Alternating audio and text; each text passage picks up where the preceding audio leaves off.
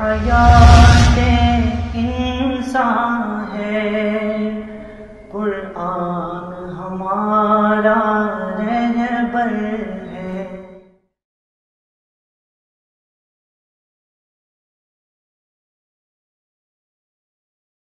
بسم اللہ الرحمن الرحیم، نحمدہ ونصلی علی رسولہ الکریم، اما بعد۔ پروگرام درس قرآن کے سلسلے میں آج ہم 21ویں پارے کے اہم مضامین، احکامات اور چنیدہ آیات کو لیں گے۔ سورہ عنکبوت چل رہی تھی اور 20ویں پارے کے اختتام میں عنکبوت کا ہی تذکرہ تھا۔ مثال ان لوگوں کی جو اللہ کے علاوہ اوروں کو کارساز سمجھتے ہیں، مثل الذین اتخذوا من دون اللہ اولیاء کمثل العنکبوت، ان کی مثال مکڑی کی سی ہے۔ اتخذت بیتا، جو اپنا گھر بناتی ہے، وَإِنَّ أَوْهَنَ الْبُيُوتِ لَبَيْتُ الْعَنْكَبُوتِ، اور سب سے کمزور ترین گھر مکڑی کا ہوتا ہے۔ ادھر کی ہوا چلی تو ادھر چل دیا، ادھر سے کسی نے ہاتھ لگایا تو ادھر ہو گیا۔ ایسے ہی جو لوگ اللہ رب العزت کے علاوہ اوروں کو پکارتے ہیں تو ان کی پکار، ان کا یہ طریقہ، ان کا یہ اسلوب اور انداز اسی طرح انتہائی کمزور اور بے بنیاد ہے جیسا کہ مکڑی کا جالا اور مکڑی کا گھر ہوتا ہے۔ 21ویں پارے کے آغاز میں اللہ رب العزت فرماتے ہیں، اُتْلُ مَا أُوحِيَ إِلَيْكَ مِنَ الْكِتَابِ وَأَقِمِ الصَّلَاةَ، اے میرے حبیب جو کتاب آپ کی طرف وحی کی گئی ہے اسے پڑھیے۔ تلاوت قرآن پاک کا قرآن کریم کے اندر باقاعدہ حکم دیا گیا ہے۔ گویا کہ قرآن کریم کی تلاوت کرنا بھی قرآن کے جو ہمارے اوپر حقوق ہیں ان میں سے ایک بنیادی حق ہے، اور سالہ سال قرآن کریم کو طاقوں میں سجا کے رکھا جاتا ہے لیکن اس کی تلاوت نہیں کی جاتی۔ ہاں البتہ یہ بات یاد رکھنے کی ہے کہ قرآن کریم کو جیسے دیکھ کر پڑھنے کا اجر ہے، اسی طرح قرآن کریم کے معانی اور مطالب کے اندر تدبر و فکر، قرآن کریم کی تعلیم و تدریس اور اس کے ذریعے سے وعظ و نصیحت، یہ سارے قرآن کریم کے پڑھنے میں اور قرآن کریم کے فضائل کے اندر آتے ہیں۔ وَأَقِمِ الصَّلَاةَ، اور نماز کو قائم کرو، نماز کو ادا کرو، نماز پڑھو۔ نماز کا فائدہ کیا ہے؟ نماز بے شمار فوائد کو لیے ہوئے ہے۔ قرآن کریم کے اندر تو جنت اور جہنم کا معیار بعض اوقات نماز کو قرار دیا گیا ہے، اور احادیث مبارکہ کے اندر وہ مشہور روایت، اول ما یحاسب به العبد یوم القیامت الصلاۃ، سب سے پہلے بندے سے جس چیز کا حساب ہوگا وہ نماز ہوگی۔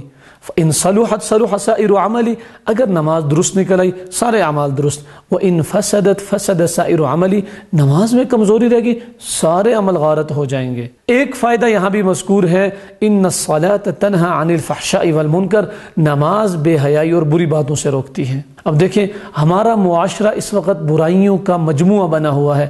ہر انسان چاہتا ہے اس کی اولاد نیک صالح ہو اور اس کے بچے با کردار ہوں۔ اگر ہم اپنے معاشرے کو نیکی کی راہ پر ڈالنا چاہتے ہیں، فلاح اور کامیابی کی طرف لے کے جانا چاہتے ہیں، بے حیائی اور ان کمزوریوں کو ختم کرنا چاہتے ہیں، نماز کی فضا کو عام کر دو، اللہ تعالیٰ بے حیائی اور فحاشی اور عریانی تمہارے اندر سے ختم فرما دیں گے۔ نماز ایک دوا کی طرح ہے، جیسے انسان میڈیسن لیتا ہے تو میڈیسن کا فائدہ کس کو ہوتا ہے؟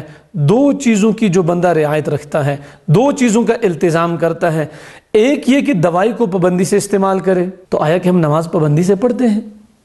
دوسرا، دوائی کو استعمال کرتے ہوئے حکیم اور ڈاکٹر جو پرہیز بتاتے ہیں اس پرہیز کو بھی ملحوظ خاطر رکھے۔ ہماری نمازوں میں کمی ہے، اللہ رب العزت کی بات سچی ہے، اس میں کسی قسم کی کوئی کمی نہیں ہے۔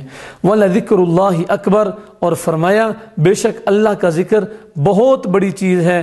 وَاللَّهُ يَعْلَمُ مَا تَصْنَعُونَ، اور اللہ کی ذات جانتی ہے جو کچھ تم کرتے ہو۔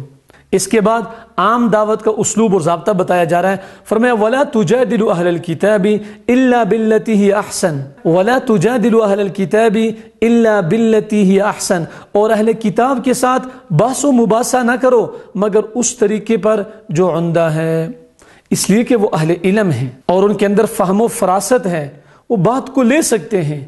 ہر ایک آدمی کو غصہ کرنا، ہر ایک سے ترشروئی سے بولنا، یہ کوئی مناسب بات نہیں ہے۔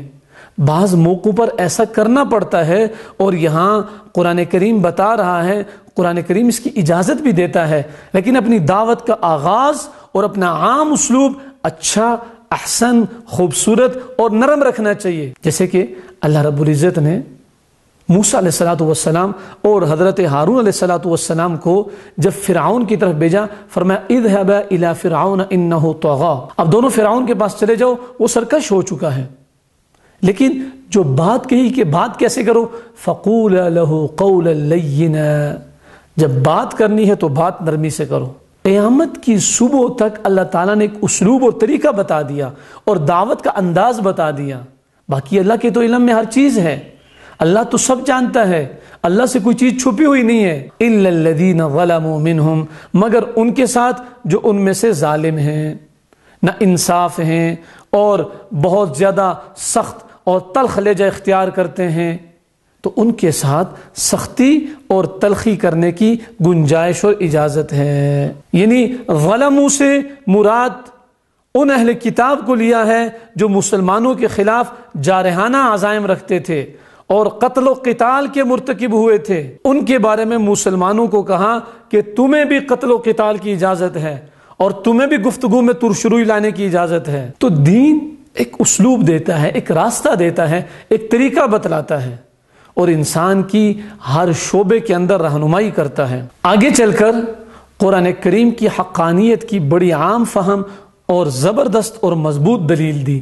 فرمایا وما كنت تتلو من قبله من کتاب ولا تخطه بيمينك اذا لارتاب المبطلون، اس سے پہلے میرے نبی آپ تو کوئی کتاب نہ پڑھتے تھے، ولا تخطه بيمينك، اور نہ کسی کتاب کو اپنے ہاتھ سے لکھتے تھے، اذا لارتاب المبطلون، ورنہ تو باطل پرست لوگ شک و شبہ کرنے لگتے۔ یعنی نبی اکرم صلی اللہ علیہ وسلم کو نہ پڑھنا آتا تھا نہ لکھنا آتا تھا۔ وہ مشہور واقعہ، جب پہلی وحی آئی تو حضرت جبرائیل نے فرمایا اقرأ، پڑھے۔ حضور نے فرمایا ما انا بقارئ، مجھے تو پڑھنا نہیں آتا۔ تو وہ حضور نے کسی سے نہیں پڑھا تھا، کافر بھی اس کے گواہ تھے، کسی اسکول، کسی مدرسے، کسی جگہ آپ نے نہیں پڑھا تھا، آپ کو کوئی معلم نہیں ہے، آپ کو لکھنا بھی نہیں آتا تھا۔ اب دیکھیں یہ قرآن کی حقانیت کی دلیل کیسے ہے۔ قرآن کی حقانیت کی دلیل یہ اس لحاظ سے ہے کہ جب ایک ایسا شخص جس نے کسی سے پڑھا نہیں، کسی سے سیکھا نہیں، کسی کے زیر تربیت نہیں رہا، کسی سے تعلیم نہیں حاصل کی، پھر وہ ایسی چیز لے کر آئے جس کا دنیا میں کوئی توڑ نہ ہو، جس کی کوئی مثال نہ ہو، جس کا کوئی مثل نہ ہو، تو یقیناً یہ بات قبول کرنے کے لائق ہے۔ اسی لیے تو قرآن کریم مختلف جگہوں پر چیلنج دیتا ہے اور ایک جگہ تصریح کے ساتھ بتا دیا فَإِن لَمْ تَفْعَلُوا وَلَن تَفْعَلُوا، کہ اگر تم قرآن کی طرح نہیں لا سکتے ہو اور کبھی لا بھی نہیں سکو گے، تو پھر ماننا چاہیے نا کہ حق پر ہوئے۔ اگر یہ حق پر نہ ہوتے تو دنیا کا کوئی انسان تو اس کا مقابلہ کرتا۔ پتہ چلا یہ دنیاوی طاقتوں سے بڑھ کر کوئی آسمانی طاقت ہے، یعنی اللہ رب العزت کی مدد ہے، جس کی وجہ سے اس قرآن نے عرب کے فصیح، بلیغ، چھوٹے بڑے، مردوں عورتوں، شعراء خطباء، سب کو عاجز کر کے رکھ دیا۔ کوئی بھی اس کا مقابلہ نہ کر سکا۔ وَلَن تَفْعَلُوا، اور قیامت کی صبح تک بھی کوئی اس کا مقابلہ نہیں کر سکے گا۔ پر میں بل هو آیات بینات فی صدور الذین اوتوا العلم، بلکہ یہ قرآن تو روشن آیتیں ہیں جو اہل علم کے سینوں میں محفوظ ہیں۔ یہ بھی قرآن کا زبردست معجزہ ہے۔ قرآن کے علاوہ کوئی دنیا کی کتاب ایسی نہیں ہے، کوئی آسمانی کتاب ایسی نہیں ہے جو اس طرح لوگوں کو یاد ہو، یا اگر کوئی تھوڑے وقت کے لیے یاد ہو پھر بھول جاتی ہے۔ لیکن قرآن کریم ایسی زبردست کتاب ہے، سینکڑوں نہیں، ہزاروں نہیں، لاکھوں حفاظ پیش کیے جا سکتے ہیں جو الحمد سے شروع کر کے والناس پر ختم کریں گے، کوئی غلطی نہیں کریں گے، کوئی حرف نہیں توڑیں گے، کوئی زیر زبر کی اونچ نیچ نہیں کریں گے۔ یہ قرآن کا یقینی معجزہ ہے اور بہت بڑا معجزہ ہے جس کا یقیناً کوئی مقابلہ نہیں ہے۔ فرمایا قل کفا باللہ بینی و بینکم شہیدا، کہہ دیجئے کہ مجھ میں اور تم میں اللہ گواہ کافی ہے۔ یعنی نبوت کی سچائی اور کتاب کی حقانیت، یعنی قرآن کریم کا من جانب اللہ ہونا، یہ باقی تو دلائل دے دیے، نہ ماننے والے بے شک نہ مانے، اس کی حقانیت کے لیے میرے رب کی گواہی کافی ہے۔ یوما، یاد کرو اس دن کو، یغشاہم العذاب، جب عذاب ان کے اوپر چھا جائے گا، من فوقہم، اوپر سے، ومن تحت ارجلہم، اور نیچے سے، ویقول، اور رب ذوالجلال کہیں گے جھڑکیں گے ذوقوا ما کنتم تعملون، اب چکھو جو کچھ تم کرتے تھے، یہ ہے اس کا بدلہ۔ اس لیے عذاب کے اندر جلدی نہ کرو، وہ وقت آنے والا ہے، یہ اللہ کی طرف سے مہلت ہے سب کو۔ یا عبادی الذین آمنوا ان ارضی واسعۃ فایای فاعبدون، اے میرے بندو میری زمین وسیع ہے، میری ہی عبادت کرو۔ اشارہ اس بات کی طرف ہے اگر ایک جگہ اللہ تعالیٰ کی عبادت میں رکاوٹیں ہیں، مشکلات ہیں، دوسری جگہ چلے جاؤ، لیکن اللہ کے دین سے پیچھے نہیں ہٹنا، اللہ کے احکامات کی پیروی سے پیچھے نہیں ہٹنا۔ فرمایا تم اعمال کرتے رہو، والذین آمنوا وعملوا الصالحات لنبوئنہم من الجنۃ غرفا تجری من تحتها الانہار خالدین فیہا، جو لوگ نیک اعمال کرتے رہیں گے یقیناً ہم انہیں جنت کے ان بالا خانوں میں جگہ دیں گے جن کے نیچے سے نہریں جاری ہوں گی، خالدین فیہا، ہمیشہ ہمیشہ کے لیے وہیں رہیں گے، کوئی پوچھنے والا نہیں، یہ نعمتیں ختم ہونے والی نہیں۔ نعم اجر العاملین، فرمایا کام کرنے والوں کا کیا ہی بہترین اور کیا ہی عمدہ اجر ہے، کیا ہی خوبصورت بدلہ ملنے والا ہے۔ باقی انسان جن چیزوں کے لیے مارا مارا پھرتا ہے، فرمایا وَكَأَيٍّ مِّن دَابَّةٍ لَا تَحْمِلُ رِزْقَهَا، تم کس بات پر پریشان ہوتے ہو کہ تمہیں روزی نہیں ملے گی، اللہ کی عبادت کرو گے۔ بعض اوقات انسان سوچتا ہے کہ میں اللہ کی عبادت میں لگ جاؤں تو میری روزی کا کیا ہوگا، میں تبلیغ میں چلا جاؤں، میں جہاد میں چلا جاؤں، میں مدرسے میں داخل ہو جاؤں، میں مسجد کو وقت دوں، میں دینی معمولات کے اندر شریک ہو جاؤں۔ بہت سارے لوگ بڑی بڑی قربانیاں دیتے ہیں دین کے لیے، تو دوسرے لوگ یہ سمجھتے ہیں کہ ان کے کھانے پینے کا کیا ہوگا، اولاد کا کیا ہوگا۔ اللہ تعالیٰ کی ذات ہے، بندہ نہیں رہتا پھر بھی اللہ اس کی اولاد کو اس سے بھی اچھے طریقے سے پالتا ہے۔ فرمایا وَكَأَيٍّ مِّن دَابَّةٍ لَا تَحْمِلُ رِزْقَهَا، کتنے ہی جانور ہیں جو اپنے ساتھ اپنی روزی کو اٹھائے ہوئے نہیں ہیں۔ وہ حدیث شریف کے اندر آتا ہے، دیکھو پرندوں کو صبح خالی پیٹ نکلتے ہیں اور شام کو بھرا ہوا پیٹ آتے ہیں۔ چرند پرند درند ہر ایک کی روزی کا بندوبست جب اللہ نے ذمے لیا ہوا ہے تو پھر اللہ ضرور روزی دے گا۔ حلال روزی کمانے کی ممانعت نہیں ہے، لیکن اپنی روزی کی وجہ سے پریشان رہنا اور دین کے کام کرتے ہوئے اپنے دین کے کام کو روزی میں رکاوٹ سمجھنا، یہ انسان کی بہت بڑی کمزوری ہے، اس سے انسان کو بچنا چاہیے۔ باقی دنیا کی حقیقت اس شخص کے اعتبار سے جو اخروی زندگی کو چھوڑ کر دنیا کی زندگی کو ترجیح دیتا ہے، اللہ تعالیٰ بڑے سری انداز میں فرما رہے ہیں وَمَا هَذِهِ الْحَيَاةُ الدُّنْيَا إِلَّا لَهْوٌ وَلَعِبٌ، یہ جو دنیا کی زندگی ہے یہ تو کھیل تماشا ہے۔ بچے دن بھر مٹی پتھروں اور اینٹوں اور پتوں سے گھر بناتے ہیں، لیکن جب شام کو واپس گھر جاتے ہیں تو ان کو توڑ دیتے ہیں اور ان کے اندر وہ رہ نہیں سکتے، چونکہ یہ نہ پائیدار گھر ہوتے ہیں جو گرمی سے نہیں بچا سکتے، سردی سے نہیں بچا سکتے، خزاں اور بہار کا سامنا نہیں کر سکتے، طوفان کے سامنے ٹھہر نہیں سکتے۔ یہی مثال دنیا کی زندگی کی ہے۔ اگر اسی کو ترجیح دیتے رہے تو عنقریب آخرت کی زندگی آنے والی ہے تو یہ وہ بچوں کے بنائے ہوئے گھروں کی طرح ہوگی۔ وَإِنَّ الدَّارَ الْآخِرَةَ لَهِيَ الْحَيَوَانُ، البتہ آخرت کے گھر کی زندگی ہی حقیقی زندگی ہے۔ لَوْ كَانُوا يَعْلَمُونَ، کاش کہ یہ جانتے ہوتے۔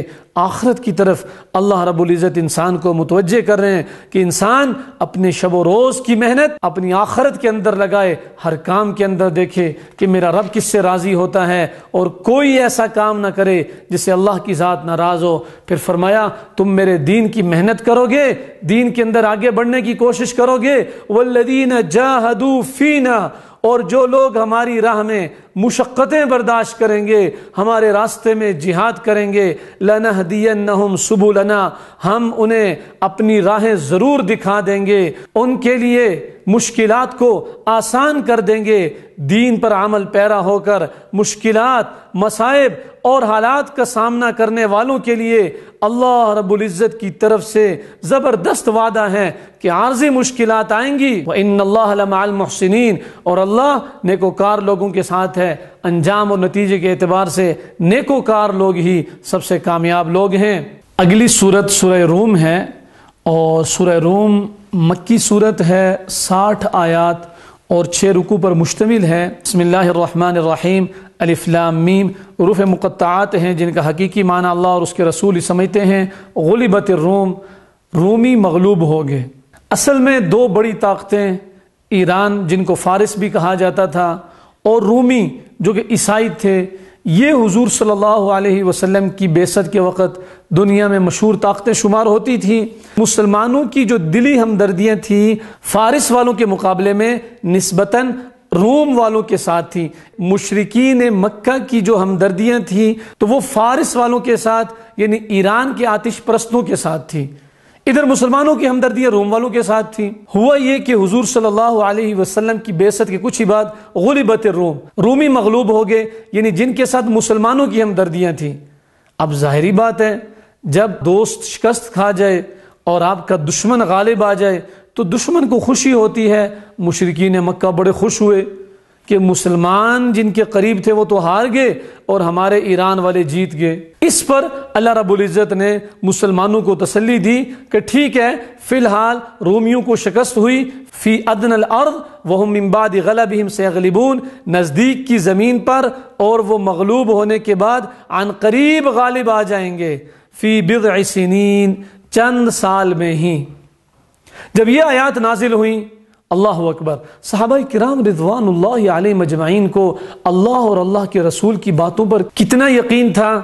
حضرت ابو بکر صدیق رضی اللہ تعالی عنہ نے جب یہ آیت سنی تو ابو جہل کے ساتھ شرط لگا دی۔ ترمذی شریف کی روایت ہے کہ حضرت ابو بکر صدیق رضی اللہ تعالی عنہ نے ابو جہل سے کہا کہ 5